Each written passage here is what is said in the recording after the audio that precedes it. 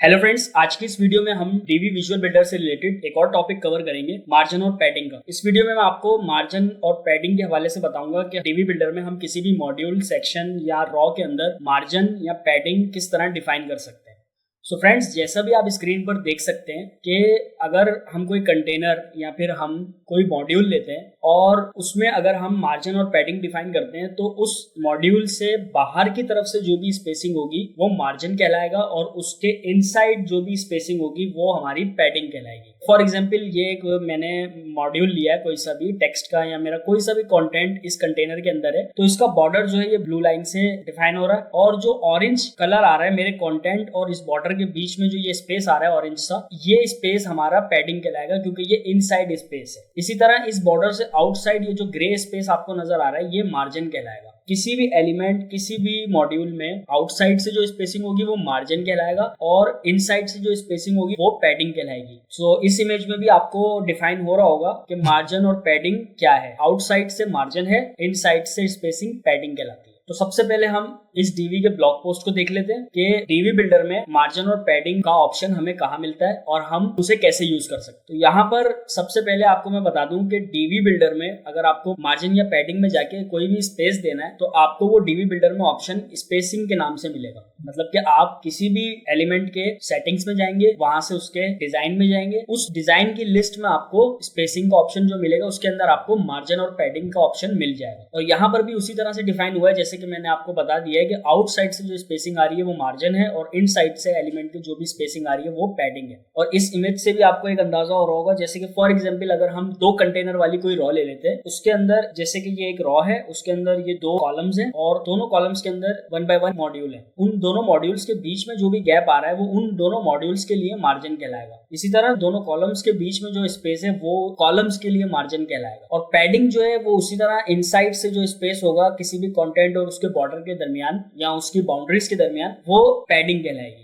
DV builder में आपको कुछ इस तरह से स्पेसिंग में जाकर मार्जिन और पैडिंग का ऑप्शन मिलता है जिसमें आप अपनी मार्जिन और पैडिंग को डिफाइन कर सकते हैं। मार्जिन और पैडिंग हम पिक्सेल्स में भी दे सकते हैं। यहाँ पर सिलेक्टर भी होता है जिससे हम इसके नंबर्स को ज्यादा या कम कर सकते हैं और इसके अलावा यहाँ पर ये एक स्क्रॉल का ऑप्शन भी होता है जिस पर क्लिक करके हम लेफ्ट और राइट अगर ड्रैग करेंगे तो हम अपने मार्जिन और पैडिंग को बढ़ा सकते हैं या कम कर सकते हैं। और अगर हमें टॉप और बॉटम को लिंक करना हो, फॉर एग्जांपल जितना हमारा टॉप से मार्जिन है उतना ही हमारा बॉटम से मार्जिन हो और या फिर हमारा जितना लेफ्ट से मार्जिन है उतना ही राइट से मार्जिन हो, इसी तरह पैडिंग भी, तो हम उस स्पेसिंग को लिंक भी कर सकते हैं। इससे ये होगा कि अगर फॉर एग्जांपल हमने टॉप में 30 का मार्जिन दे दिया या हमने 50 का मार्जिन दे दिया तो बॉटम में भी ऑटोमेटिकली वो 50 का या 30 का मार्जिन कैरी कर लेगा। पैडिंग में भी सेम ऐसा ही होता है। इसमें भी हम पिक्सेल्स में या फिर परसेंटेज में अपने स्पेसिंग को डिफाइन कर सकते हैं और इसे लिंक भी कर सकते हैं। इस एनिमेशन में आपको एक अंदाजा हो रहा होगा कि मार्जिन और पैडिंग हम किस तरह से डिफाइन करते हैं और इसके अलावा हम इसके ब्रेक पॉइंट्स भी डिफाइन कर सकते हैं। जैसे कि अगर डेस्कटॉप पे हमें किसी चीज के मार्जिन या पैडिंग कुछ और चाहिए, टैबलेट व्यू पे हमें कुछ और चाहिए और इसी तरह मोबाइल व्यू पे हमें वो चेंज चाहिए, तो उसके लिए हम ब्रेक पॉइंट्स भी डिफाइन कर सकते हैं ताकि वो हर डिवाइस के ऊपर डिफरेंट नजर आए। मतलब कि वेबसाइट को मोबाइल फ्रेंडली भी हम इसमें बना सकते हैं। इसी तरह थीम सेटिंग्स के अंदर जाकर भी हम इसके मार्जिन और पैडिंग को चेंज कर सकते हैं। लेकिन थीम के अंदर कोई भी सेटिंग अगर हम चेंज करते हैं तो वो थ्रू आउट पूरी वेबसाइट में अप्लाई होती है और अगर हम विजुअल बिल्डर के अंदर जाकर किसी स्पेसिफिक पेज या पोस्ट के अंदर कुछ कर रहे हैं तो वो फिर उसी स्पेसिफिक मॉड्यूल या एलिमेंट को इफेक्ट करेगा। लेकिन थीम कस्टमाइजेशन में जाके अगर हम कुछ भी करते हैं तो वो पूरी वेबसाइट को इफेक्ट करता है। फ्रेंड्स, यहाँ पर आपको एक और चीज समझानी है कि जो हमारा पैडिंग होती है उसमें हम सिर्फ प्लस में ही वैल्यू डिफाइन कर सकते हैं कि हमें कितनी उसमें स्पेसिंग चाहिए, लेकिन जो हमारा मार्जिन होता है उसको हम नेगेटिव में भी डिफाइन कर सकते हैं। फॉर एग्जांपल, ये हमारे दो एलिमेंट्स हैं, एलिमेंट नंबर 1 और एलिमेंट नंबर 2। ये दोनों अपनी पोजीशंस पर हैं, लेकिन हमें अगर ऐसा करना है कि पिंक वाला जो एलिमेंट है ये ब्लू वाले एलिमेंट के ऊपर आ जाए थोड़ा सा, तो हम उसको माइनस में अगर मार्जिन डिफाइन करेंगे टॉप से तो वो ऑटोमेटिकली दूसरे मॉड्यूल के ऊपर आ जाएगा। मार्जिन को हम माइनस में भी डिफाइन कर सकते हैं और इससे होता ये है कि वो अपनी पोजीशन से हटके किसी और पोजीशन पे शिफ्ट हो जाता है। अब हम इसकी प्रैक्टिस करते हैं। सबसे पहले यहाँ पर एक न्यू पेज बना लेता हूँ और इस पेज का नाम मैं रख देता हूँ मार्जिन एंड पैडिंग। इसे हम पब्लिश कर देते हैं और इसे मैं न्यू विंडो में ओपन कर लेता हूँ। तो फ्रेंड्स, यहाँ पर हमने एक न्यू पेज अपना बना लिया है। मैं इसका विजुअल बिल्डर एनेबल कर लेता हूँ, बिल्ड फ्रॉम स्क्रैच। और अब यहाँ पर हम देखते हैं सबसे पहले कि हमें मार्जिन और पैडिंग कहाँ मिलता है। तो फ्रेंड्स हम जैसे ही इसके गेयर आइकन पे क्लिक करेंगे तो सेटिंग्स का ऑप्शन खुल जाएगा। इसमें हमने डिजाइन में आना है, डिजाइन में आने के बाद स्पेसिंग में आना है। तो यहाँ पर हमारा मार्जिन और पैडिंग हमें मिल जाता है। इसी तरह अगर हम कोई रॉ ले लेते हैं तो रॉ के अंदर भी इसी तरह इसके गेयर आइकन पे आप क्लिक करेंगे, डिजाइन में आएंगे और स्पेसिंग में आ जाएंगे तो आपको मार्जिन और पैडिंग इसका भी मिल जाएगा। यानी कि आप सेक्शन में अलग मार्जिन और पैडिंग दे सकते हैं, रॉ में अलग दे सकते हैं और मॉड्यूल में अलग दे सकते हैं। जैसे कि मैं यहाँ पर एक मॉड्यूल ले लेता हूँ टेक्स्ट का, तो इसके डिजाइन में भी आकर आपको एक स्पेसिंग का ऑप्शन मिल जाएगा और यहाँ पर भी आप इसका डिफरेंट मार्जिन और पैडिंग दे सकते हैं। यानी कि आप देख लें कितना कस्टमाइजेशन इसमें आपके पास होता है कि आप हर कंटेनर को अलग से मार्जिन और पैडिंग या स्पेसिंग देकर अपने डिजाइन को फॉर्मेट कर सकते हैं। फ्रेंड्स ये तो हुआ सेक्शन, रॉ और मॉड्यूल का मार्जिन और पैडिंग। अब इसमें एक चीज रहती है कि अगर हमें कॉलम के अंदर कोई स्पेसिंग चाहिए तो वो हम कैसे देंगे, तो उसके लिए हमें रॉ के अंदर आना होगा और कॉलम का ऑप्शन हमें रॉ के अंदर मिलेगा। इसकी सेटिंग्स में जैसे ही हम आएंगे तो हमारे पास इसके डिजाइन के अंदर भी स्पेसिंग नाम का एक ऑप्शन नजर आएगा। जैसे ही हम इसको ओपन करते हैं तो यहाँ पर हमें सिर्फ और सिर्फ पैडिंग मिलती है, यहाँ पर हमें मार्जिन डिफाइन करने का कोई ऑप्शन नहीं मिलता। तो अगर फॉर एग्जाम्पल इन फ्यूचर आपको कॉलम के अंदर भी कोई मार्जिन डिफाइन करना हो प्लस में या माइनस में तो वो आप कर सकते हैं, लेकिन उसके लिए आपको थोड़ा सा CSS लिखना होता है। अदरवाइज इसकी खास नीड नहीं होती। बहुत ही कम केसेस में इसकी हमें नीड होती है कि हमें कॉलम के अंदर आके मार्जिन या पैडिंग को डिफाइन करना हो। सो फ्रेंड्स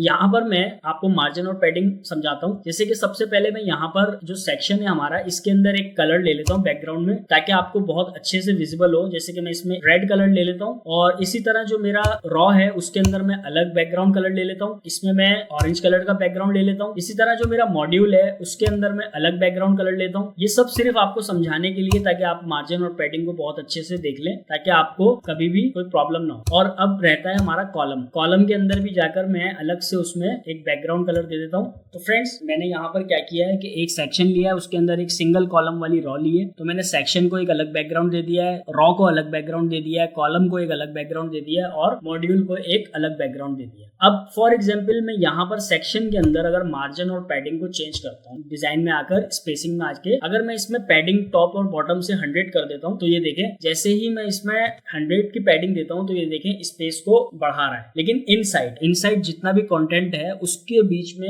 और सेक्शन के बॉर्डर के बीच में जो स्पेस क्रिएट हो रहा है ये हमारी पैडिंग है। इसी तरह लेफ्ट और राइट से भी मैं इसकी पैडिंग बढ़ा देता हूँ। अगर मैं इसको लिंक कर देता हूँ तो ये दोनों तरफ सेम पैडिंग कैरी कर लेगा। तो यहाँ पर ये लिंक का ऑप्शन भी आप यूज कर सकते हैं। और इसके अलावा आप अगर इसको यहाँ पर अगर इसके होवर करते हैं तो आपको एक स्क्रॉलर का ऑप्शन मिलता है। आप इस पे क्लिक करते हैं और लेफ्ट और राइट आप जैसे ही स्क्रॉल करेंगे तो ये आपको स्पेसिंग कम और ज्यादा करने का ऑप्शन देगा। क्योंकि ये लिंक है अभी तो ये दोनों तरफ से इवनली इसको स्पेस दे रहा है। अगर मैं इसको अनलिंक करके इसका स्पेस कम या ज्यादा करता हूँ तो अब ये सिर्फ टॉप से ही स्पेस को कम या ज्यादा कर रहा है। तो ये लिंक से भी बहुत बेनिफिट होता है कि दोनों को एक साथ हम स्पेसिंग दे सकते हैं। इसी तरह मार्जिन के अंदर भी आकर अगर मैं इसमें फॉर एग्जाम्पल 50 का मार्जिन दे देता हूँ टॉप से और इसको लिंक कर देता हूँ तो देखें बाहर से जो स्पेस आया है, सेक्शन के बाहर से जो एक व्हाइट कलर का स्पेस आया है ये हमारा मार्जिन है। इसी तरह लेफ्ट और राइट से भी इसमें मैं 50 का मार्जिन दे देता हूँ। तो अब ये देखिए आपको समझ में आ रहा होगा मार्जिन किस तरह वर्क करता है और पैडिंग किस तरह वर्क करती है। इसी तरह फ्रेंड्स रॉ के अंदर भी एक डिफरेंट मार्जिन और पैडिंग होता है। जैसे कि तो इसको भी मैं अलग से डिफाइन कर सकता हूँ। इसका टॉप और बॉटम में 50 कर देता हूँ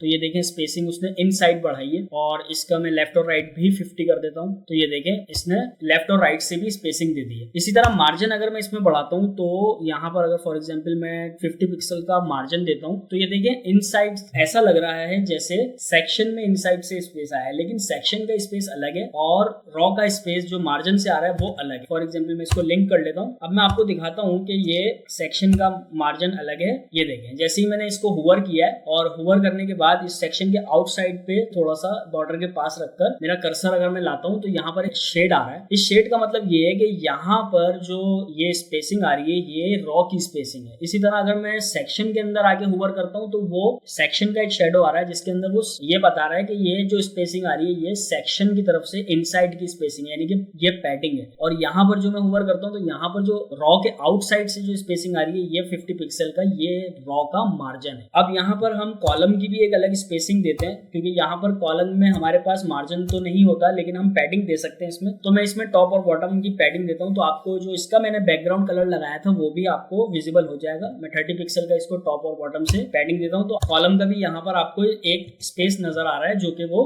इनसाइड से स्पेस दे रहा है। और एट लास्ट आपके पास यही स्पेसिंग, मार्जिन और पैडिंग की स्पेसिंग आपके पास मॉड्यूल्स के अंदर भी होती है। हर मॉड्यूल में आपको मार्जिन और पैडिंग इसी तरह मिल जाएगा, आप इसको यूज कर सकते हैं। ये तो हुआ मार्जिन और पैडिंग आप हर एलिमेंट में अलग से डिफाइन कर सकते हैं, लेकिन माइनस में मार्जिन और पैडिंग का क्या मतलब है, अब मैं आपको इसका मतलब भी समझाता हूँ। जैसे कि ये टॉप से मैं इसमें -150 का मार्जिन दे देता हूँ, तो ये देखें अपने पोजीशन से वो मॉड्यूल उठकर किसी और जगह शिफ्ट हो गया है। जैसे ही मैं इसका पैडिंग और बढ़ाता हूँ, जैसे कि मैं इसको 180 कर देता हूँ, तो ये देखें ये और ज्यादा ऊपर की तरफ माइनस में शिफ्ट हो गया। इसी तरह अगर मैं इसको प्लस में शिफ्ट करना चाहूँ तो ये भी मैं कर सकता हूँ, लेकिन प्लस में शिफ्ट करने से ये होता है कि प्लस में जब भी हम मार्जिन देते हैं तो वो स्पेसिंग को बढ़ाता है आउटसाइड से। लेकिन अगर हमें इस तरह नहीं करना, हमने उसको अपनी पोजीशन से शिफ्ट करना है। अगर मुझे फॉर एग्जांपल नीचे की तरफ इस मॉड्यूल को शिफ्ट करना था और इसकी स्पेसिंग नहीं बढ़ानी थी, तो मैं इसमें प्लस में मार्जिन देने के बजाय मैं यहाँ पर माइनस में बॉटम का मार्जिन दे देता हूँ 180 का। तो ये देखें अब ये अपनी पोजीशन से हटकर आउट हो गया थोड़ा। टॉप या बॉटम या लेफ्ट या राइट में भी अगर फॉर एग्जांपल मैं इसमें लेफ्ट में भी एक मार्जिन देना चाहूँ तो मैं माइनस यहाँ पर 50 पिक्सल करूंगा, तो जैसे ही मैं -50 पिक्सल या मैं चले इसमें 100 पिक्सल्स का कर देता हूँ, तो ये अपनी पोजीशन से देखें लेफ्ट साइड पे अब शिफ्ट हो रहा है। मैं थोड़ा इसको और बढ़ा देता हूँ, मैं इसको 200 का कर देता हूँ, तो ये 200% ये लेफ्ट से मार्जिन लेकर लेफ्ट की साइड पे ये इसने अपनी उस एरिया को लेफ्ट साइड पर बढ़ा दिया। लेकिन आप ये देख रहे होंगे कि राइट साइड पर वो अभी भी उतना ही है। फॉर एग्जाम्पल अगर मैं यहाँ पर प्लस में 200 का मार्जिन देता हूँ तो अब ये बिल्कुल उस फॉर्मेट में है जैसा कि यहाँ पर जितना ये बड़ा था। तो अब ये आपको नजर आ रहा होगा कि जितना बड़ा ये इस पोजीशन के ऊपर था उतना ही बड़ा अभी ये इस वक्त है। मतलब कि ना ये अपने साइज से इंक्रीज हुआ है ना डिक्रीज हुआ है। हमारे पास मार्जिन और पैडिंग का एक मिक्सचर होता है जिससे हम अपने पेजेस को, अपने डिजाइन को क्रिएट करते हैं। मेरा ख्याल है कि आपको ये अच्छी तरह से समझ आ चुका होगा कि मार्जिन और पैडिंग जो है वो किस तरह वर्क करती है। एक दफा मैं फिर माइनस वाले मार्जिन को आपको बनाकर दिखाता हूँ ताकि आपको थोड़ा सा और